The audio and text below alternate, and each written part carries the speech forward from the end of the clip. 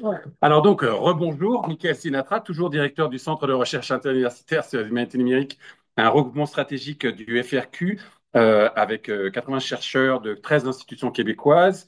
Et on est très fiers cet hiver d'avoir eu comme professeur invité, c'est à la fin de son séjour de 2 semaines, Caroline Muller, qui est maîtresse de conférence à l'Université de Rennes 2 et qui est venue ici pour participer à un gros colloque à l'UQAM qu'on a fait la semaine dernière, rencontrer des étudiants, plusieurs rencontres de travail, une visite très riche et on aura hâte de faire la suite des collaborations entre nos institutions et Caroline. Et donc Caroline, donc brièvement, est une historienne spécialisée dans l'histoire des femmes et du genre, ainsi que dans l'histoire du catholicisme en France au XIXe siècle. Elle a mené ses travaux de recherche doctorale à l'Université Lumière Lyon 2, où elle a consacré sa thèse à l'étude des dynamiques sociales, culturelles et religieuses qui ont marqué cette période. Son approche met en lumière les interactions entre les rôles genrés, les pratiques religieuses et les mutations de la société française au XIXe siècle. En parallèle de ses recherches sur l'histoire, là j'ai perdu ma ligne, pardon, la, euh, en parlant de recherche sur le catholicisme, Caroline s'investit dans l'exploration des nouvelles méthodes de recherche et de conservation à l'ère du numérique et s'investit beaucoup avec Frédéric Claver dans un projet, le projet L'attrait des archives à l'ère numérique, culture historienne à l'ère du numérique, qui interroge les transformations des pratiques historiennes à l'aune des technologies numériques. Et ces travaux portent aussi une attention particulière aux mutations des usages archivistiques, tant chez les historiens professionnels que chez les amateurs et le grand public. Et aujourd'hui, nous allons donc l'entendre pour nous parler de son projet qui est donc diapo derrière moi, des territoires de l'histoire à la recherche des pratiques numériques discrètes. Merci beaucoup, Carole.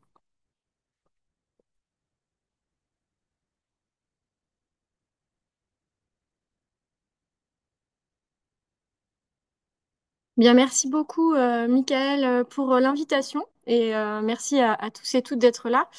Je viens effectivement de passer 15 jours à Montréal et c'était vraiment une très bonne expérience. J'ai reçu un accueil extrêmement chaleureux. Donc, merci aussi à tous les collègues qui, depuis 2 semaines, m'ont accueilli. Cette parenthèse a été extrêmement enrichissante. Alors, je vais vous parler aujourd'hui effectivement d'une question qui m'anime et nous anime avec mon collègue Frédéric Claver depuis plusieurs années maintenant. Que font les historiens, les historiennes avec leurs ordinateurs? Et pour quels effets sur la recherche en histoire? Alors, vous allez voir que ce travail concerne au premier chef l'histoire, mais pose aussi des questions plus larges qui concernent d'autres disciplines. Donc, ce que je vais vous raconter aujourd'hui s'adosse en fait à une enquête et à des données qui ont été récoltées depuis 2017, donc avec Frédéric Claver au C2DH au Luxembourg. Et c'est une enquête qui a connu plusieurs étapes jusqu'à un livre que je termine ces jours-ci d'écrire à partir de nos résultats communs. Donc pour commencer, je vais peut-être dessiner quelques grands traits de contexte pour vous expliquer ce que j'entends, ce qu'on entend par les pratiques numériques discrètes du titre et comment on est arrivé à ce sujet. Hein. Ok. Alors, cette enquête, elle a démarré en 2017, c'est un moment où on s'est demandé ce que devenait aujourd'hui l'expérience des archives, à partir d'un livre que vous connaissez peut-être, un livre d'Arlette Farge qui s'appelle Le goût de l'archive, qui avait été publié en 1989 et qui racontait l'expérience d'Arlette Farge, historienne moderniste, dans les salles de lecture à la fin des années 80. À ce moment-là, autour de ce premier moment d'enquête, le goût de l'archive à l'ère numérique, c'était le nom du projet, on a cherché à comprendre ce que devenait l'expérience de l'archive, le lien sensible, émotionnel, matériel aux sources, dans un monde où l'archive pouvait désormais être consultée et travaillée à distance. Donc on voulait proposer un récit actualisé du travail dans les archives. Ça a donné lieu à un premier livre collaboratif en ligne que vous avez là sur le diaporama. Et ce livre réunissait des retours d'expériences variés qui venaient d'archivistes, de bibliothécaires, mais aussi de chercheurs, avec des objets et des types de documentation différents, que ce soit des parchemins, de la radio, des flux de données, etc. Assez rapidement, on a été confronté à un petit problème, c'est qu'on s'est rendu compte que ce goût de l'archive qu'on présumait assez uniformément partagé, eh bien, ne concernait pas tous et toutes de la même manière. Certains chercheurs disaient qu'ils avaient un goût de l'archive parfois tout relatif. Donc, l'idée, ça a été un petit peu d'élargir et de ne pas présumer ce que les gens pouvaient ressentir devant leur documentation. C'est pour ça qu'on est passé à un projet un peu plus large. Alors, on est là. Projet plus large et dénomination qui a changé, les cultures historiennes à l'ère numérique.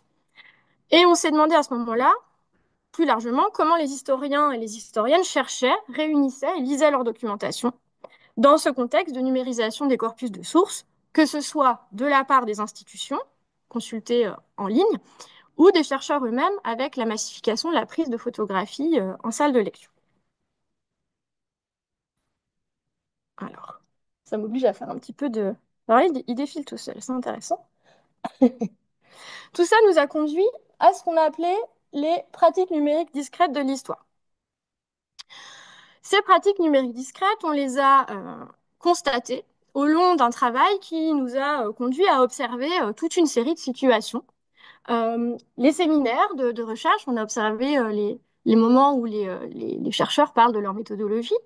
On a regardé aussi les réseaux sociaux numériques. On a collecté toutes sortes de bribes, de fragments de la recherche en train de se faire, telle qu'elle se monte, telle qu'elle se discute. On a aussi parlé beaucoup avec les archivistes qui, eux, nous ont un peu expliqué ce qu'ils voyaient à l'endroit où eux, ils sont. Et par exemple, ils nous ont expliqué ce que les chercheurs et chercheuses faisaient dans la salle de lecture à l'ère numérique. On a aussi, bien sûr, regardé nos étudiants et nos étudiantes parce qu'on a tous les deux beaucoup enseigné. On a regardé des statistiques, des rapports, on a brassé pas mal d'informations comme ça.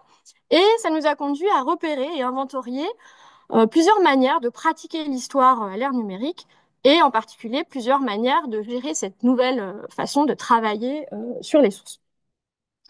Et chemin faisant, on s'est rendu compte qu'il y avait toutes sortes de gestes quotidiens, d'habitudes, de pratiques numériques qu'on n'avait encore jamais véritablement remarquées et qui, en tout cas, n'étaient jamais pensés comme des gestes de recherche à part entière. Par exemple, photographier des fonds d'archives, interroger un moteur de recherche, télécharger des images sur le site d'une bibliothèque, consulter à distance des inventaires, etc. Et là, sur le diaporama, vous avez des exemples de cela. À gauche, une historienne qui explique qu'elle est en fait en train d'ossériser un journal. À droite, des collègues qui expliquent comment ils prennent en photo des microfilms. Ce genre, vous voyez, de petits gestes. Et puis, là, vous avez la salle de lecture de l'INHA, où l'on voit bien, en fait, les nouveaux outils de la salle de lecture, avec le mélange entre l'ordinateur, le smartphone, et puis le maintien d'une pratique papier. Donc, vous voyez ces formes de pratiques hybrides, en fait. C'est donc ce qu'on a appelé les pratiques numériques discrètes qui se déploient à l'ombre des humanités numériques. Pourquoi à l'ombre? Parce qu'elles sont numériques, mais elles ne sont pas vraiment pensées comme telles, parce que quand on pense humanité numérique, on a tendance à tirer la représentation vers des approches quantitatives ou de l'instrumentation très poussée. Et donc, pour une partie des historiens et des historiennes, bah, ces petits gestes numériques-là, ils ont du mal à être pensés comme relevant des humanités numériques et donc pas très réfléchis sur leur aspect proprement numérique. Donc on a essayé de comprendre les conséquences de ces usages-là. Donc par exemple, qu'est-ce que ça change de travailler dans une salle de lecture avec un smartphone, un ordinateur, un scanner et toutes sortes d'outils qui n'étaient pas là il y a 20 ans. Alors ce que je vous propose aujourd'hui, c'est de vous montrer quelques-unes de ces pratiques discrètes, en fait de faire une sorte d'inventaire un petit peu schématique, et puis après d'en tirer quelques conséquences et questions dont nous pourrons discuter. Alors, je vais faire ça un petit peu sous trois moments, très schématisés, parce qu'on sait qu'en réalité, une recherche, c'est des allers-retours dans la documentation, dans la lecture. Donc, c'est simplement pour essayer de distinguer trois moments schématiques de recherche. La recherche de sources, la quête de sources, le traitement de sources, le travail sur les sources, la collecte, et enfin, troisième moment, l'écriture et puis la diffusion. Alors, premier moment qui se prête à ces pratiques discrètes, la découverte et la recherche de sources. Dans cette recherche de sources, de nouvelles manières de travailler ont émergé depuis 15 ans. Alors, on sait d'abord que la salle de lecture traditionnelle a beaucoup évolué. Les archivistes décrivent une raréfaction de la consultation en salle au profit de campagnes de photographie intensive. On nous a dit, les chercheurs maintenant se livrent à une forme de taylorisme de la photo, c'est-à-dire qu'ils viennent passer de manière intensive des heures entières à prendre des clichés de cartons qu'ils font sortir. Alors ça, c'est pas complètement nouveau non plus, puisqu'il y avait eu une enquête il y a déjà une dizaine d'années qui montrait que dès les années 2010, il y avait déjà des milliers de clichés qui étaient sur les ordinateurs personnels des historiens, des historiennes aux États-Unis, puisque le cadre de l'enquête, c'était les États-Unis. Donc notre outillage quotidien, pour certains aujourd'hui, rassemble ordinateur, smartphone, disque dur externe, scanner, clé USB, etc. Alors à cet usage de la photographie se combine et ou s'ajoute aussi de façon hybride, le travail en salle de lecture virtuelle. Donc c'est un petit peu ce que je vous ai aussi mis sur le diaporama, toutes sortes de salles de lecture virtuelle, parce que cette salle de lecture virtuelle, elle est devenue très incertaine, parce qu'il y a des tas d'acteurs et d'actrices qui proposent des archives en ligne, et finalement, la collecte de sources peut se faire aujourd'hui aussi bien sur des sites institutionnels, donc pensez à la BANQ, à Gallica, à vraiment des institutions patrimoniales, mais aussi, c'est le sens de mon deuxième diapo, là. Pardon, c'est un peu laborieux, mais je suis obligée de faire des allers-retours entre mes deux écrans.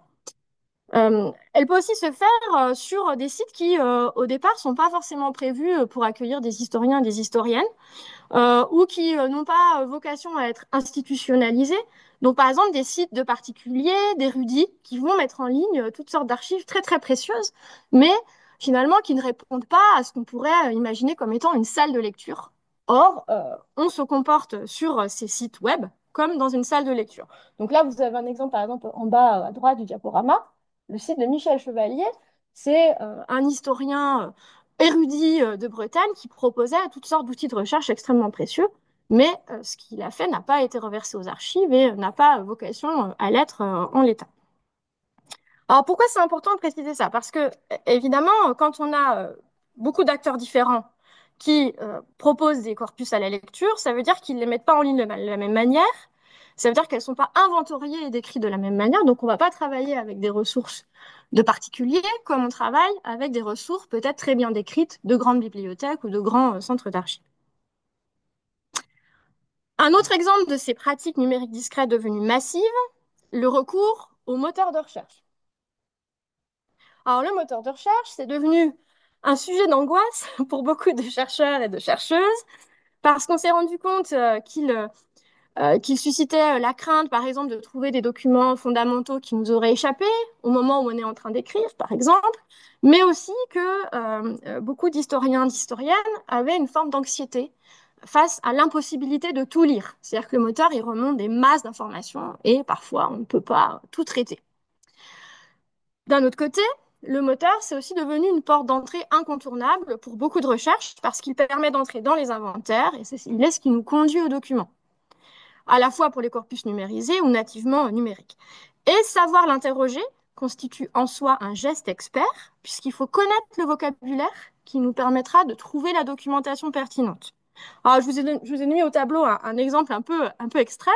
Moi qui ne suis pas médiéviste, si je me retrouve devant le moteur de recherche de la bibliothèque numérique de l'IRHT, les répertoires des codes de manuscrits, je suis bien incapable de savoir ce que je suis censé saisir dans la barre de recherche qui s'offre à moi pour remonter un quelconque résultat.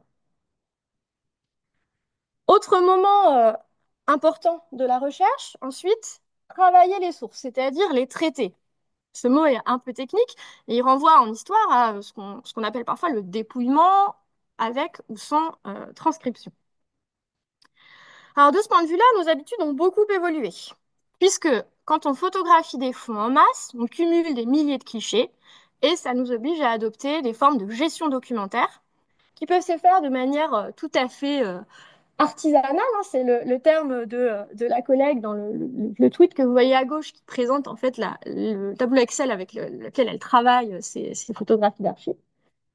Et ça peut se faire aussi dans des logiciels spécialisés. À droite, c'est Tropi, un logiciel qui a été développé précisément pour la gestion et l'enrichissement de photographies d'archives. Donc là, vous voyez que les photographies, en fait, elles sont décrites, enrichies en métadonnées, et les informations qu'elles contiennent deviennent des lignes dans des bases de données.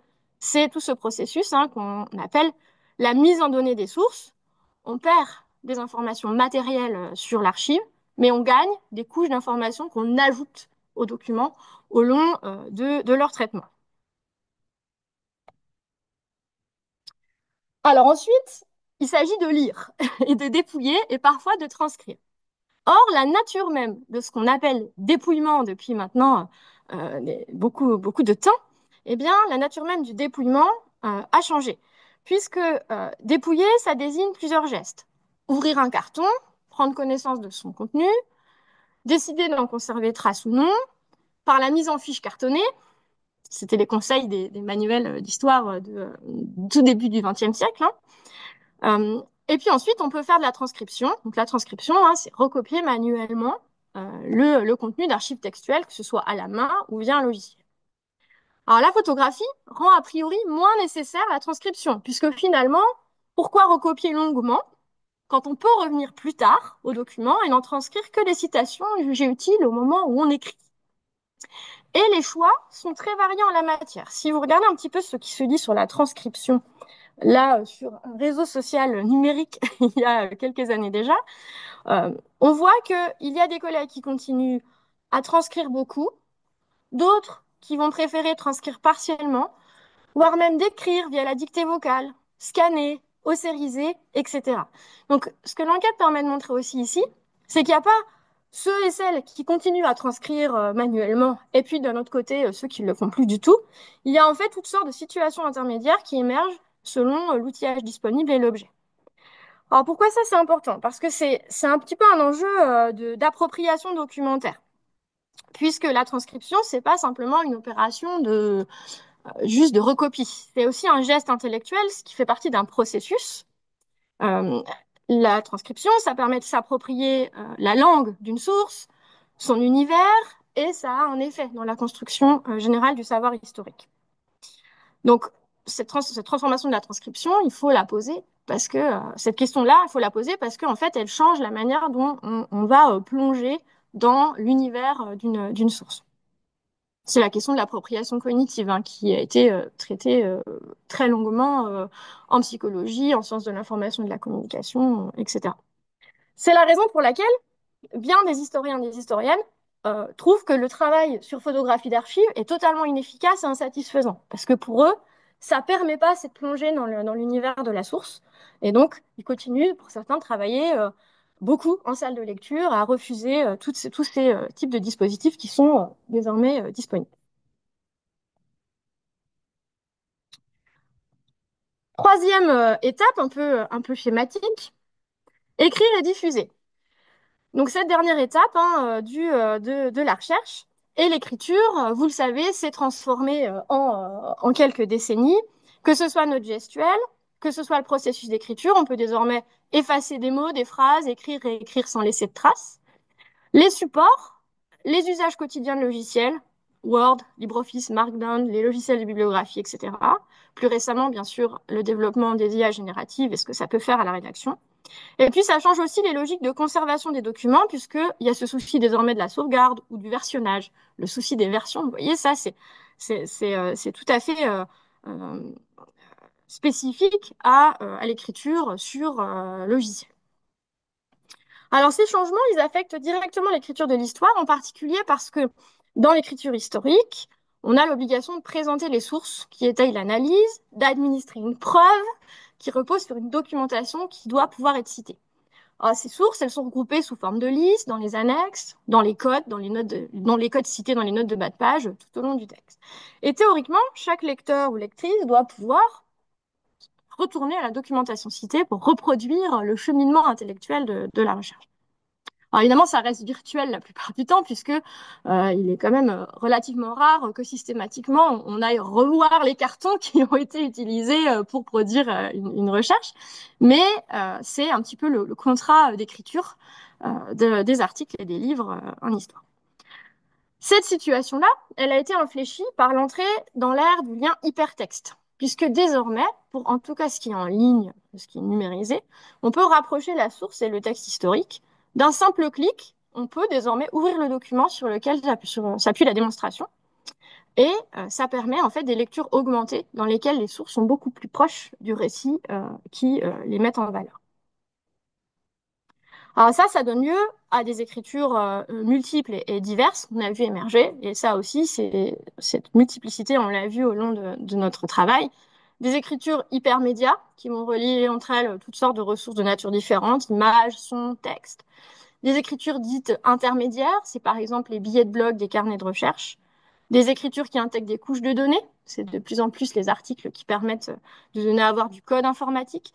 Et puis, et c'est peut-être là que c'est peut-être le plus intéressant à examiner, des écritures qui vont se présenter comme traditionnelles, qui miment les signes de l'imprimé, alors même qu'elles sont publiées dans des revues qui n'impriment plus leurs numéros.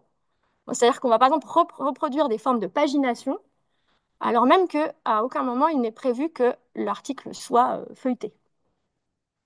Alors cette modification des outils d'écriture n'est pas neutre, parce que, comme l'écrit Françoise Vaquet, dans une culture scientifique qui accorde une place centrale à l'écriture, le raisonnement se déploie au cours de processus matériels qui reposent sur la production, la manipulation et l'échange de différents types de textes. Alors ici au centre, je sais que c'est un sujet important et fort débattu, puisque des initiatives comme Stylo, précisément, essayent de résoudre et de questionner ce type d'évolution. Dernier élément sur l'écriture, avec l'écriture vient une phase souvent de diffusion et de diffusion auprès de publics variés et souvent au format numérique, puisque maintenant dans les programmes de recherche financés, on nous demande de prévoir une diffusion numérique ou en tout cas souvent un élargissement auprès de publics variés. Et on voit se démultiplier les web documentaires, les expositions virtuelles et immersives, des dictionnaires en ligne accessibles à tous, toute une série de formats qui relèvent d'une histoire publique numérique et qui sont encore une autre manière d'écrire l'histoire. Donc voilà un petit peu pour le portrait à grands traits de ces pratiques numériques discrètes. Donc vous voyez que là, je n'ai pas tellement abordé les questions d'histoire quantitative. Je me suis vraiment attachée à regarder cette sorte d'infra de la recherche qui finalement est, est peu documentée. Alors pourquoi est-ce que c'est peu documenté? C'est une question qu'on est un petit peu obligé de se poser. Euh, on n'y voit rien. On n'y voit rien dans les travaux qui présentent la méthodologie. Dans les thèses, on y voit très peu aussi ces traces numériques discrètes. On voit très peu ces questions-là dans les remerciements, dans les annexes. Alors, au bout d'un moment, on s'est demandé pourquoi. Pourquoi ces traces de pratiques numériques discrètes sont fort rares. Un exemple, il n'y a pas de distinction visible dans les citations, dans les ouvrages, les articles et les thèses, ou très rarement, il n'y a pas de distinction visible entre la documentation numérisée et la documentation vue in situ. Pas de mention des moteurs de recherche dans l'assemblage des corpus.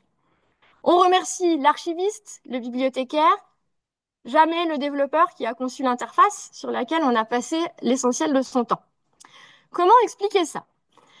Eh bien, il faut sans doute en passer par un petit détour, par les représentations du métier d'historien et aussi par les perceptions de l'archive dans le métier. Depuis le XIXe siècle, le processus de professionnalisation de l'histoire a eu pour effet d'associer étroitement l'historien avec les archives, avec la culture du papier, du manuscrit et de l'imprimé. Et l'archive, c'est le cœur vibrant de ces représentations. C'est un des lieux communs du récit historien que de raconter l'émotion ressentie devant l'archive et de faire de l'expérience de l'archive le pivot à la fois du plaisir et du sens du métier. Donc là, je vous ai mis au tableau, par exemple, très grand spécialiste de l'archive et très grand historien, Alain Corbin, qui nous parle de son rapport à l'archive. C'est cela qui est fantastique, se laisser surprendre par l'archive. Tout le plaisir de l'historien est là, bien loin des indignations rétrospectives. Et on a des livres qui ont structuré aussi ces représentations. Je parlais tout à l'heure du goût de l'archive d'Arlette Farge. C'est un livre qui a eu un énorme succès et qui est aujourd'hui encore cité de manière massive. Il y a des équivalents ailleurs qu'en France et en Europe. Là, vous avez par exemple Dust de Caroline Steedman, qui joue un petit peu le même rôle dans une littérature anglophone.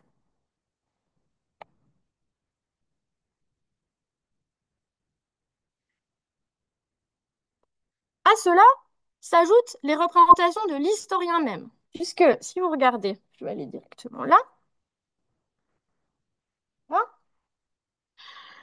si vous regardez un petit peu comment, comment la requête historien euh, se traduit par des résultats là, dans un moteur de recherche, eh bien, votre moteur, le moteur ici, alors c'était à Montréal, donc c'est pour ça qu'on a des historiens en fait d'ici, puisque mon ordinateur a compris qu'on était là, donc il m'a envoyé des images d'historiens euh, qui ne sont pas français. Donc le moteur, il remonte des images d'hommes en costume, mais présentés comme des grands hommes, valorisant une forme de génie solitaire sur fond d'objets marquant leur appartenance aux humanités, la bibliothèque, le livre, la boîte d'archives.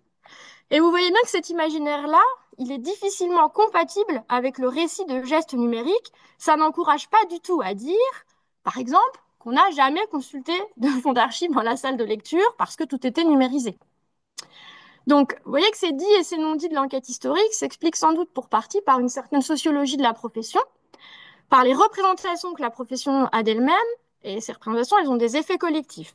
C'est très visible lorsque les étudiants évoquent leur rapport à l'archive, et alors là, on entend parfois d'autres sons de cloche. Un petit exemple. Dans un billet en 2016, on a un étudiant qui dit difficile sujet que celui des archives quand on n'a jamais mis un pied dans un dépôt. J'en vois déjà dans le fond qui s'agite. Gna gna gna, la nouvelle génération, gna gna gna, c'est pas des vrais historiens. Rangez vos pics et écoutez ma démarche. Donc, vous voyez que, en fait, c'est pas très simple quand on commence un travail en histoire ou qu'on est voilà, en phase de préparation d'une carrière, d'assumer et de dire que finalement, l'archive, le papier, on n'en a pas forcément besoin pour son travail ou qu'en tout cas, on n'a pas cette émotion-là. Donc, ça explique pour partie pourquoi ces gestes et pratiques numériques sont assez peu mentionnés. On va parler de ce qui relève des humanités numériques dans leur acception la plus technique, par exemple les gros projets qui demandent des compétences lourdes en informatique ou des gros volumes de données, mais tout un spectre de pratiques reste dans l'ombre. Alors vous me direz, après tout, pourquoi faudrait-il en parler? Puisque la recherche historique avance depuis des années sans avoir toujours besoin de rendre explicite l'implicite. Eh bien, il me semble que ces pratiques numériques discrètes peuvent poser trois types de questions que je vous propose de discuter. Et ces trois types de questions méritent d'être posées et discutées collectivement. Ces questions sont méthodologiques, éthiques et pédagogiques.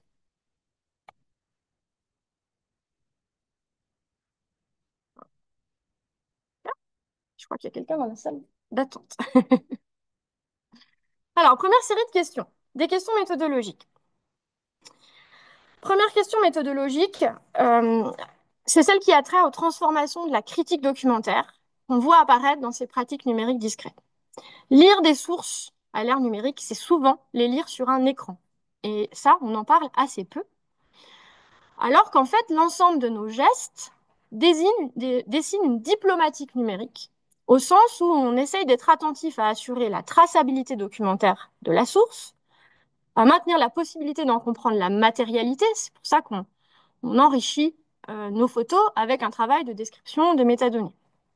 Et en fait, parler de ces gestes, c'est parler de la façon dont chacun négocie la critique des sources devant son écran, sans qu'on ait plus finalement de cadre partagé ou de manuel qui nous expliquait, comme en 1900, comment nous y prendre avec les fiches. On y reviendra tout à l'heure. Dans les pages sources, rendre visibles les corpus consultés à distance et écrire qu'ils ont été consultés à distance, ça permettrait de susciter une réflexion sur les effets de leur disponibilité sur nos choix de corpus. Pourquoi choisir ce corpus-là plutôt qu'un autre? Un petit exemple, on voit se développer des recours de plus en plus fréquents à la presse internationale, des travaux qui vont utiliser des gazettes et des journaux disponibles dans 35 pays différents. A priori, on peut penser que la personne qui fait la recherche n'est pas allée dans 35 pays différents pour à chaque fois voir un journal. Mais comme on ne nous dit pas qu'elles ont été consultées à distance, eh bien, on ne sait pas toujours comment ils ont été choisis plutôt que d'autres. Or, apprécier et comprendre des hypothèses de recherche, ça implique de savoir comment a été conçu le périmètre de la recherche, comment le corpus a été choisi. Dernière possibilité et dernier enjeu méthodologique, travailler sur des corpus numériques, ça offre la possibilité de rapprocher la source du récit. C'est pour ça que j'en parlais tout à l'heure. Mais pour peu qu'on cite l'objet numérique et pas seulement la cote papier. Donc il faudrait peut-être qu'on réfléchisse collectivement à des pratiques de citation adaptées à la documentation numérisée qui permettraient justement de donner le chemin vers la source. Deuxième exemple de ces questions méthodologiques, la place des moteurs de recherche. Et là, on pourrait dire qu'il serait intéressant d'aller vers une interface, une critique des interfaces de recherche. Un petit exemple, la recherche par mots-clés. La recherche par mots-clés dans un moteur permet d'assembler des sources autour d'une thématique ou d'un mot en décontextualisant la recherche. Puisqu'un mot-clé, il peut être présent dans des métadonnées décrivant des documents très hétérogènes. Je crois que je vous avais mis un exemple sur le diapo. Voilà. Alors, je me suis un peu amusée sur le site de la BNQ. Donc là, si vous saisissez le mot-clé université, vous voyez bien qu'il va chercher ça dans les métadonnées de fonds très différents. Des fonds de photographie, un fonds du ministère de la Culture, etc. Le fonds Alexis Jovenot, en cours de traitement. Donc là, ce qui fait la cohérence du corpus, c'est simplement l'assemblage autour d'un mot-clé. Donc ça a un effet sur la recherche historique parce que, de façon classique, habituellement, jusqu'à il y a quelques temps, eh bien, on cherchait par fond, la cohérence des fonds, c'est-à-dire la manière dont les fonds ont été versés. Ensemble, on cherchait par producteur de fonds et pas par mots-clés. Et ça, c'est très intéressant parce que ça permet évidemment d'avoir en un coup d'œil une vision d'ensemble, une sorte de photographie aérienne d'une variété de documentation disponible sur un sujet, ce qui justement brise des effets de silo documentaires. Le fond. En contournant le classement par fond, on gagne des choses et on en perd d'autres, et peut-être qu'il serait intéressant d'en parler. Donc préciser les requêtes, les mots-clés, c'est en fait éclairer les logiques qui ont présidé à l'assemblage de nos corpus, qui sont réunis par une sorte de magie algorithmique de la recherche par mots-clés. Plus encore, expliquer cela, c'est aussi donner à voir les obstacles dans le processus de recherche, puisque les moteurs ne se laissent pas toujours apprivoiser facilement. On en a peut-être tous et toutes déjà fait l'expérience. Expliquer nos requêtes, c'est montrer lesquelles ont été pertinentes, ce qu'on a compris de l'algorithme. Bref, c'est visibiliser une expertise gagnée parfois après de longs mois, sinon années, de familiarisation des interfaces de recherche. Et là, on pourrait aller vers une connaissance cumulative et collective des fonctionnements des moteurs de recherche, ce qui est particulièrement utile devant les boîtes noires. Boîte noire, par exemple, Google Books. Reconstruire en fait collectivement un savoir qui nous échappe parce que pour plein de raisons que vous connaissez, eh bien, on n'a pas toujours la possibilité de savoir comment le moteur fonctionne. Conséquence logique de ce geste, eh bien, c'est le renouvellement de la critique documentaire en s'intéressant aussi à la critique de l'interface de recherche qui nous permet d'élaborer notre corpus. C'est pour ça que je proposais d'aller de la critique des sources découvertes à la critique de la découverte des sources, vers une rétro-ingénierie partagée des moteurs de recherche. En fait, on a tout à gagner à appliquer aussi aux moteurs de recherche les principes de la critique, qui sont ce qu'on fait de mieux en histoire. On a tout à gagner à réfléchir à la manière dont les boutons et les barres de recherche nous invitent à nous comporter, comment ces boutons vont nous guider vers tel fond et vont nous cacher d'autres fonds et d'autres chemins. Bref, à aller vers une critique des interfaces de recherche. D'autres questions se posent aussi derrière ces pratiques numériques discrètes. Je ne sais pas s'il me reste... Oui, il me reste encore un peu de temps. Beaucoup de ces gestes reconfigurent complètement les quotidiens de recherche depuis 20 ans. Pour reprendre l'exemple de la photographie d'archives, on peut désormais en quelques jours accumuler un matériau sur lequel travailler une vie entière. Ou travailler uniquement sur des fonds en ligne. Donc, plus besoin de financer de longs et de coûteux séjours de recherche en salle de lecture, ce qui, on pourrait le penser, lisse les inégalités matérielles à la fois entre chercheurs et entre universités, puisque toutes les universités ne sont pas dotées de la même manière. Cette accessibilité nouvelle n'est cependant pas sans revers. Premier revers, le choix de ce mode de travail est bien souvent une adaptation au manque de financement et de temps, en particulier dans un contexte de fragilité économique des étudiants. Si vous regardez le rapport du service interministériel des archives de France, le SIAF, rapport qui a été préparé l'année dernière, eh bien, parmi les interrogés, on découvre que 47% des étudiants aimeraient consacrer plus de temps au travail en archives, en salle de lecture physique, et 73% pour les enseignants. Donc là, ça pose quand même la question de savoir si c'est un choix ou une adaptation à des logiques qui n'ont pas grand-chose à voir avec la recherche elle-même. Autre problème qui va un peu avec, on a tendance à adapter les sujets de recherche à ce qu'on sait disponible rapidement, en ligne ou photographiable, ce qui peut produire des effets de surenquête et de sous-enquête. Ce qui est le plus visible en ligne et ce qui est le plus arpenté. J'ai déjà cité à plusieurs reprises la presse. Il y a énormément de sujets sur la presse, en particulier pour les étudiants, parce que ce sont des sujets faisables en 2 ans, 1 an ou 2 ans, parce que la plupart du temps, les corpus sont en ligne. Il y a donc une réflexion à mener sur le contexte de nos choix de corpus, y compris d'ailleurs les contextes politiques, puisque la numérisation permet de plus en plus de développer des recherches entières sur les pays des Suds sans jamais s'y rendre. Donc il faut qu'on se pose aussi collectivement, sans doute, cette question-là de savoir si ce qui est possible est toujours souhaitable. Ça diffuse aussi l'idée générale qu'on peut désormais dépouiller tout le temps à distance, ce qui est loin d'être toujours le cas, puisqu'il y a bien des chercheurs qui, eux, ne peuvent pas travailler de cette manière, qui sont toujours obligés d'aller dans les salles de lecture et qui d'ailleurs y tiennent. Et ça pose la question de savoir ce qu'on fait avec leurs contraintes à eux. Donc là, vous avez par exemple au tableau une citation du propos d'une collègue qui explique qu'elle a travaillé dans les archives de 7 pays et dans 6, il n'est pas possible de prendre des photographies dans les archives. Ça signifie que mes recherches exigent un investissement en temps et en argent que les collègues ne comprennent plus. Donc, au fond, est-ce que l'accessibilité des uns ne serait pas l'inaccessibilité des autres? Et je pense que ça mérite d'être un petit peu réfléchi. Autre type de peut-être de discussion à avoir, derrière ces petits gestes peu documentés, il y a en fait des enjeux politiques de la recherche. C'est aussi vrai pour d'autres de ces gestes discrets qui sont majoritairement réalisés par ceux qu'on appelle parfois les petites mains. Alors, je voudrais passer.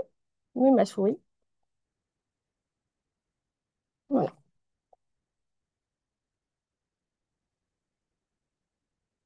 Petites mains, donc, les techniciens, les ingénieurs de recherche, les assistants de recherche, les chercheurs postdoctoraux, qui se voient souvent déléguer les tâches de préparation des corpus, aussi bien les campagnes de photographie dans les archives que l'encodage des bases de données, ou encore au moment de la diffusion des résultats, l'écriture des supports de communication, des billets de blog. Bref, cette histoire publique numérique que nous construisons collectivement repose pour partie sur des contrats qui sont ceux des plus précaires de l'université. Alors, qu'est-ce qu'on pourrait faire? On pourrait rendre plus directement valorisables ces productions parce que dans un contexte de concurrence académique, on pourrait adapter les procédures d'évaluation à cette multiplicité des activités et à ces nouvelles formes d'écriture. Puisque, en tout cas en France c'est le cas, l'article et la monographie restent les critères d'évaluation très importants. Et finalement, on ne valorise pas encore beaucoup toutes ces réalisations qui sont des réalisations de l'ombre, ces petits gestes numériques quotidiens. Alors, il y a déjà des propositions qui ont été faites dans ce sens. Vous avez là cité au tableau le Collaborators Bill of Rights, qui était en fait une proposition de principe pour les projets en humanité numérique pour visibiliser et partager l'autorat sur certains projets. Et je pense qu'on pourrait étendre ces propositions à bien des sujets, donc par exemple, qui a pris les photographies en archive, qui a encodé la base de données, etc. Dernière question, dernier type de question qui se pose. Des questions pédagogiques, bien sûr, puisque nous sommes enseignants et chercheurs, mais enseignants. Actualiser les récits d'enquête et donner à voir les multiples gestes numériques, c'est en fait montrer la recherche telle qu'elle se fait concrètement, comment on la fabrique, on pourrait dire. Et ça permet de former au plus près des besoins. Sans présenter de modèle de méthodologie unique, on pourrait par exemple discuter plus ouvertement de la mutation du travail d'organisation de l'information. Parce qu'on ne peut plus vraiment. Enfin, on peut essayer, mais ça risque parfois d'être compliqué. On ne peut plus vraiment enseigner la méthode des fiches telle que Langlois et Segnobos l'avaient imaginée en 1898. Alors là, vous voyez, j'ai pas résisté au plaisir de quand même de vous citer le début. Des historiens doués d'une mémoire excellente et d'ailleurs paresseux se sont passés cette fantaisie, l'idée de ne pas prendre de notes et de juste faire de mémoire. Le résultat était que la plupart de leurs citations et de leurs références sont inexactes La mémoire est un appareil d'enregistrement très délicat, mais si peu précis qu'une pareille audace est sans excuse. Donc, comment faire pour lutter contre notre défaut de mémoire? La fiche. Tout le monde admet aujourd'hui qu'il convient de recueillir les documents sur des fiches. Chaque texte est noté sur une feuille détachée, mobile, munie d'indications de provenance aussi précises que possible.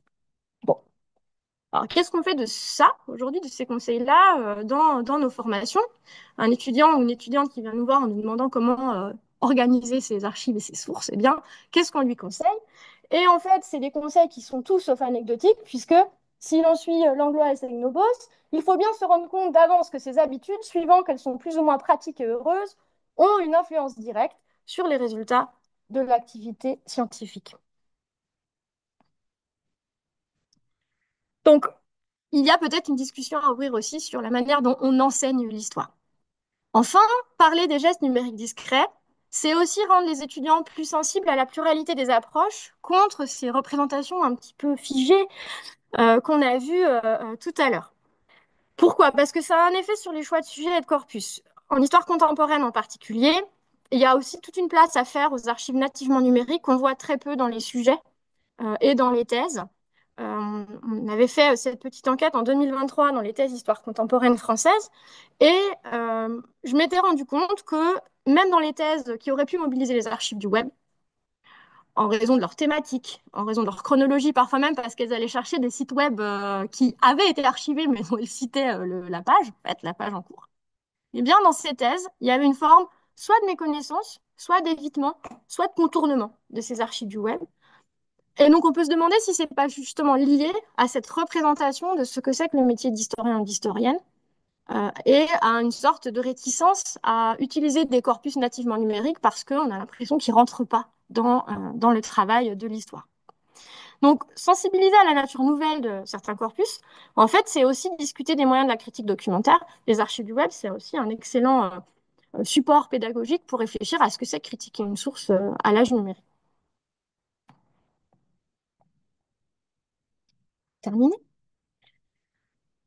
On pourrait donc, en décrivant un peu mieux nos gestes numériques, donner à voir toutes les aspérités et tous les choix d'une recherche, plutôt que seulement les résultats, qui vont avoir tendance à lisser les parcours qui ne sont pas linéaires, et en fait à invisibiliser toute une expertise discrète qui s'est développée à l'ombre des humanités numériques.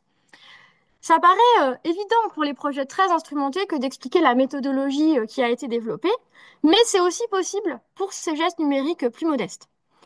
En suivant cette piste des gestes numériques discrets, on permet en fait de reposer des questions centrales de la pratique de l'histoire, mais aussi d'autres sciences humaines et sociales, qui étaient en fait bien antérieures à l'ère numérique. La place de l'expertise documentaire et du geste critique, le choix de nos enquêtes et leurs effets sur l'historiographie, et puis les représentations collectives du métier et leurs effets tangibles dans la transmission de nos pratiques. Je vous remercie pour votre attention et je vous laisse en compagnie de cette carte qui est une carte allégorique du voyage de la jeunesse au pays du bonheur. Et vous voyez qu'en haut à droite, il y a le pays de la science, juste après les sables de la patience. Merci.